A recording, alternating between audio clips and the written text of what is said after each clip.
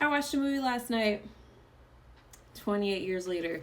I didn't hate it, but I didn't like it, but I understood it. First off, before we get started, if you are thinking that this movie is going to be a zombie, what survived zombies coming in to attack us, then you're going to be highly disappointed. This is not a typical zombie movie where like they're constantly running for their lives from the zombie. This is more of a drama, and we're following the people, the survivors, and how they have built their lives after the zombie attack. I wouldn't even call the zombies because they don't have the stereotypical characteristics. I said it right. Of zombies. Like they aren't decrepit, they aren't disgusting, they don't even have clothes on. They're all wearing Shein when it happened and it deteriorated. But definitely like go into this movie thinking I'm going to watch a drama about people who have or surviving the apocalyptic future, and not a zombie movie. This is not going to be like your Evil Dead at all.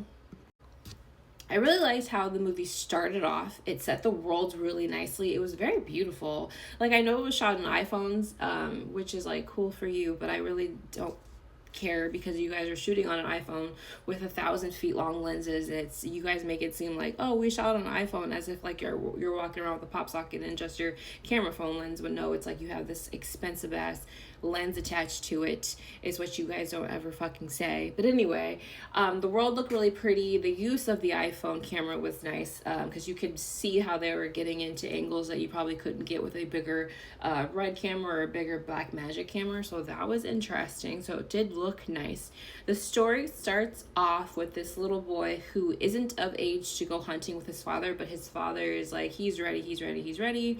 They go out into the mainland and they get into some trouble. I really like the use of the child device because, you know, children aren't strong, they aren't as fast as adults, and so the way that they are using this boy to build tension was really good because, of course, like when the dad needed him to protect him and like to shoot the zombies, the little boy couldn't do it, and it was just like, oh my gosh, like hurry up, little kid, like what's gonna happen.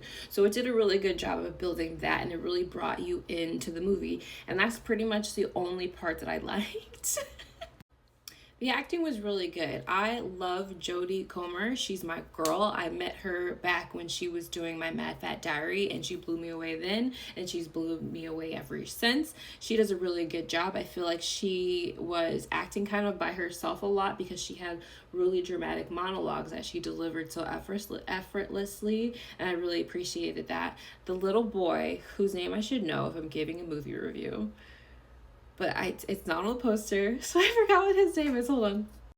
Alfie Williams. His name is Alfie Williams. I thought he did a really good job. He's such a young actor. I don't really know how old he is. He's 12 in the movie, so he can't be too far off from that. But he does a really good job keeping up with these talented actors that have established themselves throughout their career. He was able to keep up with them and was able to be cheeky and had a really good rapport with them. The story itself was good. I really liked that it was a coming of age type story. I don't think this would be a spoiler, but spoiler just in case. But you really could see that this little boy, like, he understands that the world is endangered, but his mom is also in danger. His mom is ill, and he wants to get his mom better. Like, it's just a little boy who just like, I understand things are popping off, that's cute and everything for you, but I want my moms to get better, and I need to find things that are good for my mom.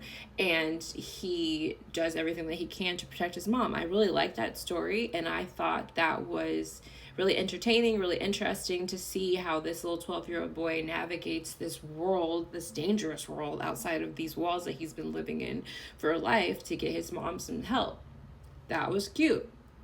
I didn't think that should have been the whole entire story, though.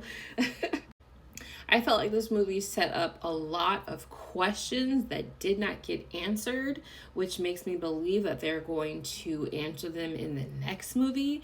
But see, I don't like that because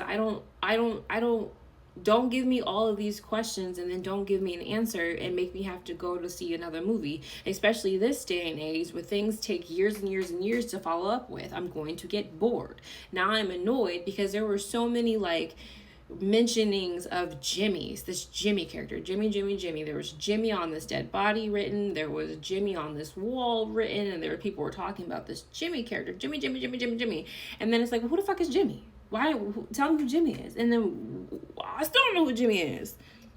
And I wouldn't say that's necessarily lazy writing. I just feel like it's a cheap shot to try to get me back into the theaters and spend more money on your movie. And for me as a moviegoer, if your movie is good, I will then go see the next one. Like, you don't have to worry about me, because I appreciate what you just gave me, what I just paid for, what I just came to eat, and it tasted delicious. I'm going to ask for seconds. You know what I mean? Don't try to force me and manipulate me into having to go see your next movie because you didn't know how to answer your own questions in your first movie. Cliffhangers are a different thing. Keep me hanging on the cliff, sure, and then I'm gonna want to see what happens. That's fine.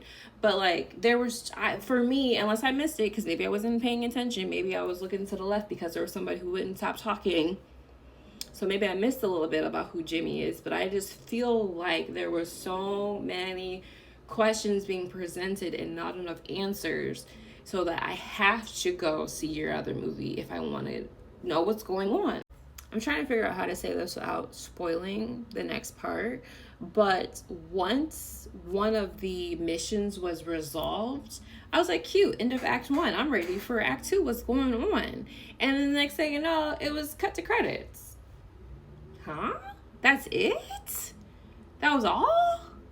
Like, it was just so brief for me that I didn't like it, because I just felt like there was too many editings, and there was too many flashbacks, and there was too many a long ass opening credit sequence that I'm like, y'all could have saved that, gave me another 30 minutes to have a complete story right here. Like, how do I say this without being spoiled? The Von Trapp children came in their Juicy Couture velour sweatsuits, and I'm like, oh, cool, let's go. But then it was like directed by Danny Boyle. And I was like, that's it? That's the movie? So, I don't know. It didn't sit well with me, because like, I was on the ride. I understood like this wasn't going to be a zombie movie. It was going to be a drama in the middle of this zombie apocalyptic land. And then it was over. And maybe it was just me. Maybe I was expecting too much. Maybe I was asking for something that it didn't say it was going to give. But just the way that the billboards around my neighborhood was looking, all these skulls and stuff, I was imagining death, gore. And it was more of like trust and family and forgiveness and growth and spirituality, and it just wasn't the movie that I thought it was gonna be. And that's why I can say I don't hate it, but I didn't like it, but I understood it. It wasn't what I wanted. It's not what I ordered.